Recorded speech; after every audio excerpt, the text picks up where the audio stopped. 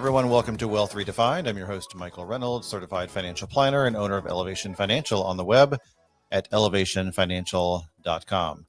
Should I invest the funds into my HSA? Health savings accounts, which are called HSAs for short, are sometimes misunderstood. People think of them as simply a place to park money for upcoming medical expenses, but HSAs can be a lot more powerful, especially when you consider the option to invest the funds. So if you have an HSA and you're wondering whether you should invest the balance or leave it in cash, it helps to first understand how HSAs work and the long-term potential that they can offer. So let's talk about quickly how an HSA works as a backdrop. An HSA is a tax advantage savings account designed to help you pay for qualified medical expenses. To be eligible, you have to be enrolled in a high deductible health plan, which is HSA compatible.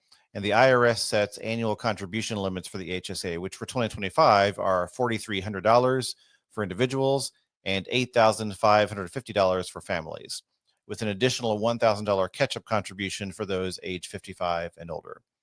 So what makes HSAs unique is their triple tax advantage. One, contributions are tax deductible or pre-tax if made through payroll deductions. Two, earnings grow tax-free.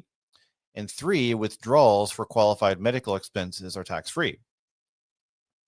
So you can use the funds to pay for a variety of healthcare expenses like doctor visits, prescriptions, dental care, vision, even some over-the-counter medications. So here's where it gets interesting. HSAs don't have a use it or lose it rule like FSAs, which are flexible spending accounts. Funds will stay in the account year after year, and you can continue to grow your balance over time in the HSA.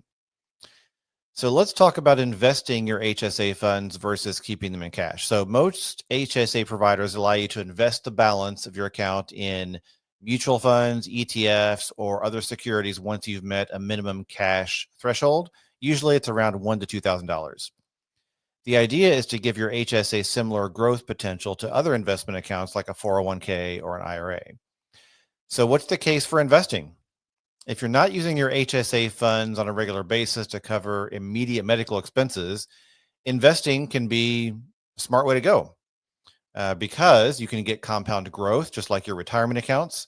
Your HSA balance can grow significantly over time if you invest it. Also, for long-term medical expenses. So as you age, your healthcare costs will likely rise, and having a well-funded invested HSA can give you tax-free funds when you need it the most later in life. Very tax efficient because earnings grow tax-free and withdrawals for qualified expenses are also tax-free.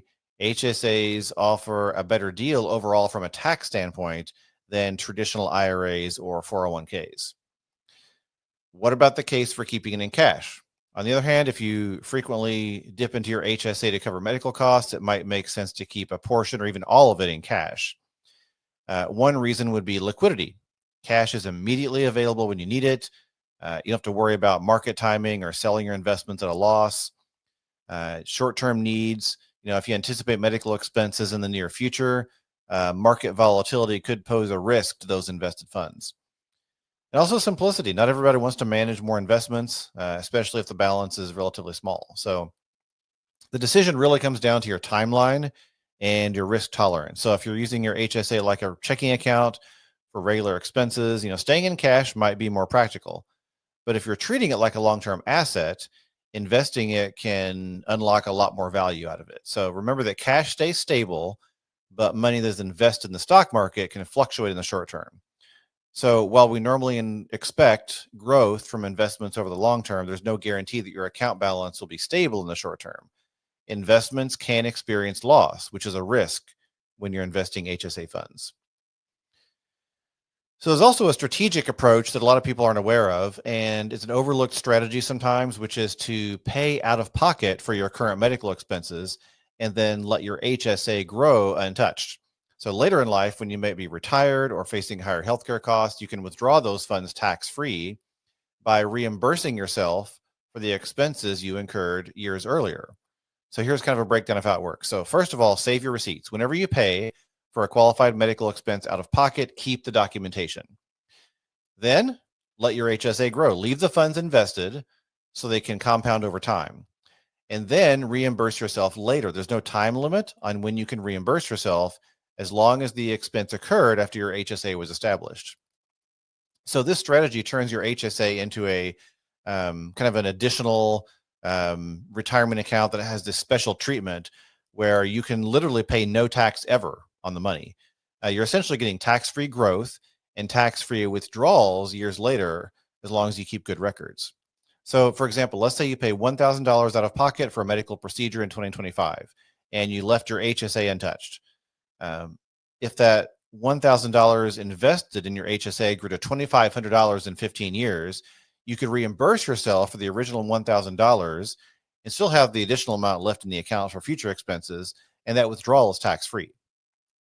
So you didn't pay tax on the money going in because it was tax deductible. It grew tax-free, and then it was withdrawn tax-free later because you reimbursed yourself for a medical expense that incurred at that time. So ultimately, HSAs can be more than just a place to park your cash for medical bills. You can treat it like an investment account and a supplemental retirement account even. And if you're able to pay for healthcare costs out of pocket and you don't need to access your HSA funds in the short term, you can invest those dollars and build up more long-term growth.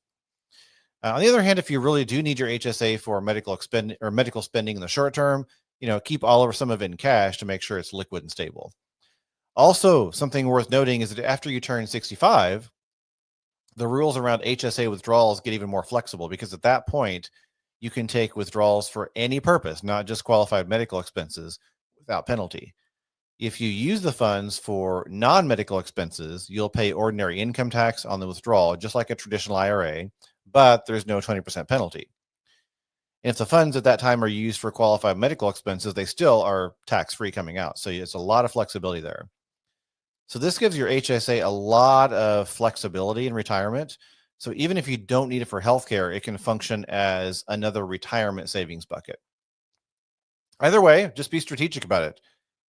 Understand your intention behind your HSA and how it fits in your broader financial plan. And it can be a super tax efficient account and a very flexible account to supplement your other investments as well. All right, with that, as always, reach out if you have questions. I'd love to chat. You can find me pretty much on any social platform. You can send a message through my website, or you can book a free consultation if you want to talk more just real time, or maybe even become a client. So feel free to do that at elevationfinancial.com. All right. Thanks everyone for joining me today. Have a great day. We will see you next time.